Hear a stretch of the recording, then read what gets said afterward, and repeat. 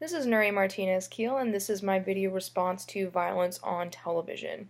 Violence on TV is obviously pervasive, and in recent years it seems that TV shows have kind of upped the ante in what people consider to be acceptable amounts of violence on TV. Personally, I don't take too much issue with TV violence, but I want to look at this from the perspective of two entities that I think are the most important in allowing violence to be on television, which are directors slash showrunners and network executives.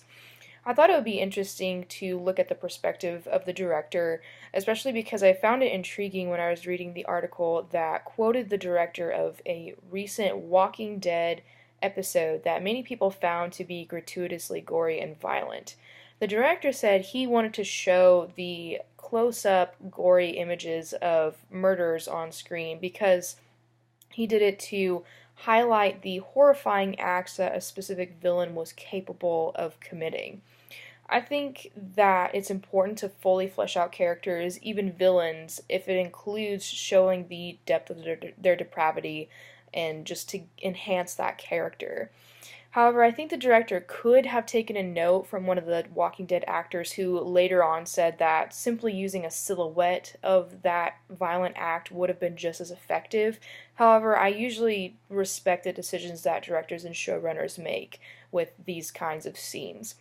Something that I think is important to note, though, is that violence should never substitute for storytelling. It should enhance a story and storytelling, but it should never distract from it. And this kind of leads into the perspective of the network executive. Like I said before, I usually respect the decisions that directors and showrunners make, and as a network executive, I would again respect those decisions as long as the violence doesn't take the place of storytelling. I would allow violence to be a part of the programming on the network.